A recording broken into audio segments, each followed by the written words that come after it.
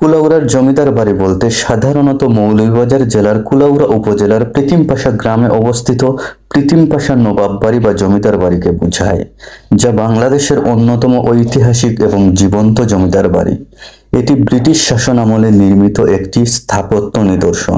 এই জমিদার বাড়িটি কুলাউড়া উপজেলায় অবস্থিত এবং এটি মৌলভীবাজার জেলা সদর থেকে প্রায় ৪৭ কিলোমিটার পূর্বে অবস্থিত।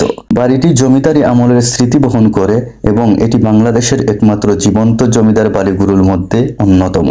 এটি প্রীতিমপাশা পরিবার, যা লংলার নবাব পরিবার নামেও পরিচিত। এই পরিবারটি ১০০ বছরের বেশি সময় ধরে এই অঞ্চলে প্রভাবশালী ছিল।